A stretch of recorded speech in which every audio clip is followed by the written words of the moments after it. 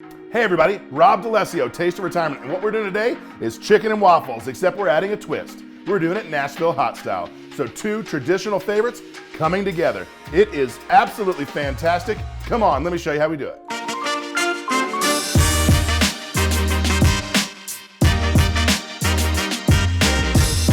Okay, chicken and waffles, but we're gonna do it with a twist. We're doing Nashville hot style. So we're wrapping two classics into one, and I absolutely love them both. So one thing you gotta do, I buy chicken tenderloins, and they're the tenderloin of the chicken. They're nice, they look good, they're more tender than, you can use chicken breasts and you can cut them up. They just won't be as tender as the tenderloins.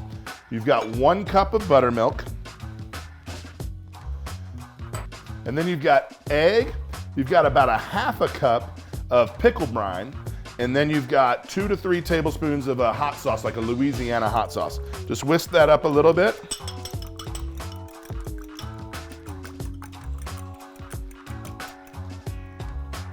And then pour that in.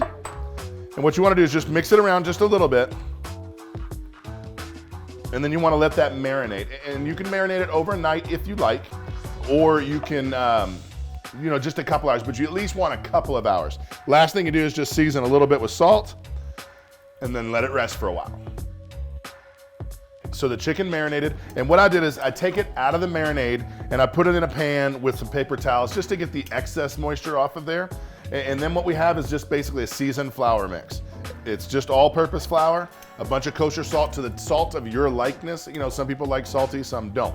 But I don't know where you come from. Where I come from, my flour doesn't come seasoned, so I've got to season it. And what you're gonna do is you're gonna take the chicken tender and you're gonna dredge it in the flour. I like to use tongs because I hate getting all that breading caked up on my hands. And make sure you get a nice good coat on there. And one thing I like to do while I'm dredging or in my dredging process of the chicken is I actually like to double dredge it. So you kind of get it a good first coat on the chicken, and then honestly the moisture from the chicken is gonna absorb a lot of that flour.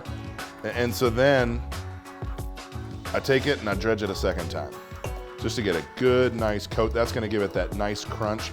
Because we're tossing it in the hot sauce to make it Nashville style, I want as much of the breading on there as possible so as to make sure that we don't get it soggy. From there, we're gonna drop it in frying oil. I like to get the temperature up to about 365 because when you put cold chicken in there, it's gonna bring the temperature down.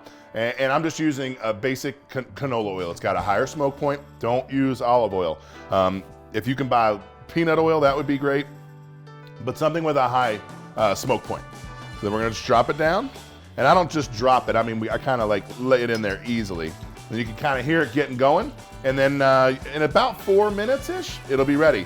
Actually, it'll probably float when it's ready, but about 4 minutes. The chicken's frying, we're almost done with that. Now it's time to make the waffles. And I just bought a really nice brand of a buttermilk waffle mix.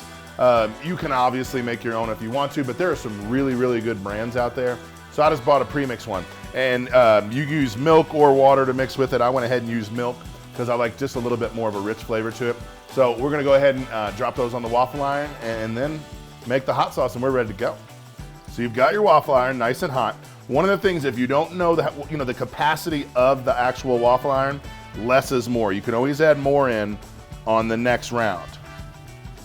So I like to go from the center because as the heat gets to it, it's gonna thin it out and then we'll go from there.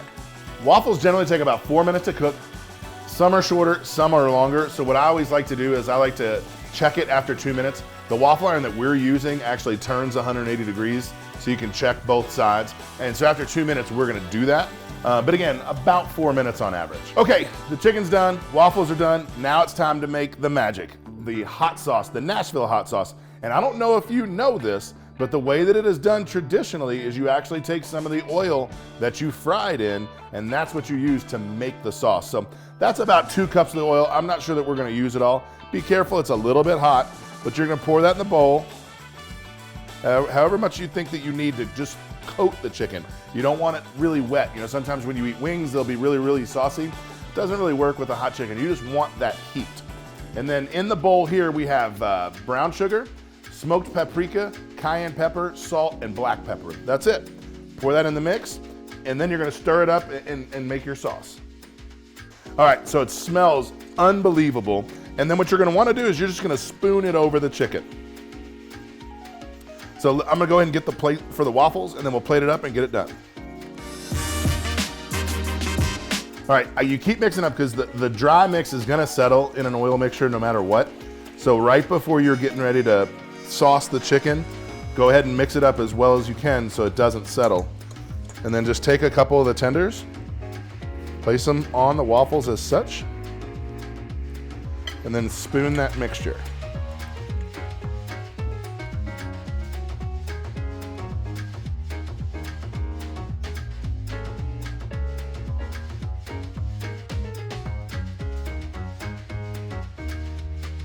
And then of course, in traditional Nashville style, you garnish with a pickle, and then you're gonna serve with a little bit of syrup.